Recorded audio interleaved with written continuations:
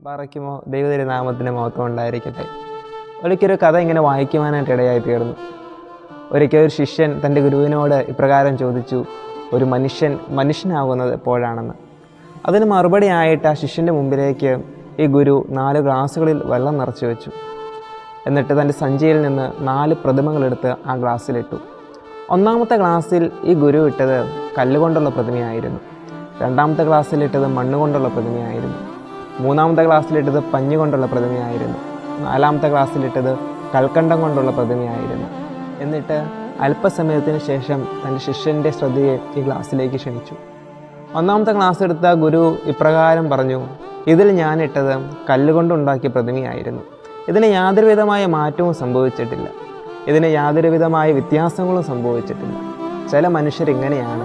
ഈ ലോകത്ത് എന്തൊക്കെ നടന്നാലും എന്തൊക്കെ സംഭവിച്ചാലും അവരെ ഒന്നും ബാധിക്കുകയില്ല എന്ന് പറഞ്ഞെടുക്കുന്നവരാണ് ചില മനുഷ്യർ. ഇവരെ യഥാർത്ഥ മനുഷ്യരെന്ന് വിളിക്കുവാൻ നമുക്ക് സാധിക്കുകയില്ല. രണ്ടാമത്തെ ക്ലാസ് എടുത്തിട്ട് ഈ ഗുരു പറഞ്ഞു, ഇതിൽ ഞാനിട്ടത് മണ്ണുകൊണ്ടുള്ള പ്രതിമയായിരുന്നു. ഇതിനെന്താണ് സംഭവിച്ചത്? ഇത് വെള്ളത്തിൽ അലിഞ്ഞു ചേരുകയാണ് ചെയ്തത്. ഇത് വെള്ളത്തിൽ അലിഞ്ഞു ചേരുക മാത്രമല്ല ചെയ്തത്, ആ വെള്ളത്തെയും കൂടി മലിനമാക്കുകയാണ് ചെയ്തത്. ചില മനുഷ്യരിങ്ങനെയാണ്. അവരെ അഴുക്കാണ്. അവരുടെ കൂടെ കൂടിക്കഴിഞ്ഞാൽ നമ്മളെയും കൂടി അവരഴുക്കാക്കും. മൂന്നാമത്തെ ക്ലാസ്സിൽ നമ്മളിട്ടത് പഞ്ഞുകൊണ്ടുള്ള പ്രതിമയായിരുന്നു. ഇതിനെന്താണ് സംഭവിച്ചത്? അതിനകത്തുള്ള വെള്ളം മൊത്തം ആ പഞ്ഞി തന്നിലേക്ക് വലിച്ചെടുത്തു. ചില മനുഷ്യരങ്ങനെയാണ്. ഈ ലോകത്ത് എന്തൊക്കെ നേടിയാലും എന്തൊക്കെ വെട്ടിപ്പിടിച്ചാലും പോരാ എന്ന് പറഞ്ഞ് അവർ വീണ്ടും വെട്ടിപ്പിടിക്കുകയാണ് ചെയ്യുന്നത്. ഇവരെയും യഥാർത്ഥ മനുഷ്യരെന്ന് പറയാനായിട്ട് സാധിക്കില്ല. നാലാമത്തെ ക്ലാസ്സിൽ നമ്മളിട്ടത് എന്തായിരുന്നു? അത് കൽക്കണ്ടം കൊണ്ടുള്ള പ്രതിമയായിരുന്നു. ഇതിനെന്താണ് സംഭവിച്ചത്? അത് ആ വെള്ളത്തിൽ അലിഞ്ഞു ചേരുകയാണ് ചെയ്തത്.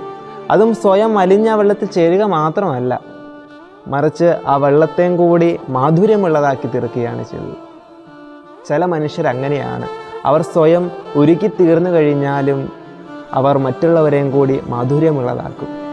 ഇവരെയാണ് യഥാർത്ഥ മനുഷ്യരെന്ന് നമുക്ക് പറയുവാനായിട്ട് സാധിക്കുന്നത്. സ്വയം ഉരുക്കി തീർന്നാലും മറ്റുള്ളവരെയും കൂടി മാധുര്യമാക്കുന്നവർ.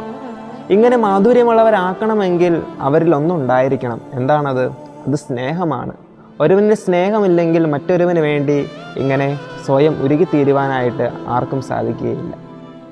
പരിശുദ്ധനായ പൗലോസ്ലീഹ കൊരിന്ത്യർക്ക് എഴുതിയ 1-ാം ലേഖനം അതിൻ്റെ 13-ാം അധ്യായം 1-ാം വാക്യത്തിൽ ഇപ്രകാരം പറയുന്നുണ്ട്, ഞാൻ മാലാഖമാരുടെയും ദേവദൂതന്മാരുടെയും ഭാഷകളിൽ സംസാരിച്ചാലും എന്നിൽ സ്നേഹമില്ലെങ്കിൽ ഞാൻ ചിലമ്പുന്ന ചെങ്കിലയോ നാദമില്ലാത്ത കൈത്താളമോ ആകുന്നു എന്ന്. പ്രിയപ്പെട്ടവരെ, ക്രിസ്തു ഈ ലോകത്തിന് കാണിച്ചു തന്നതും ഇങ്ങനെ സ്വയം ഉരുകിത്തീരുവാനായിരുന്നു.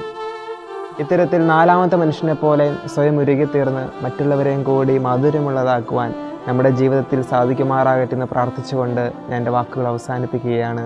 ദൈവത്തിൻ്റെ നാമം മാത്രം മഹത്വപ്പെടുമാറാകട്ടെ.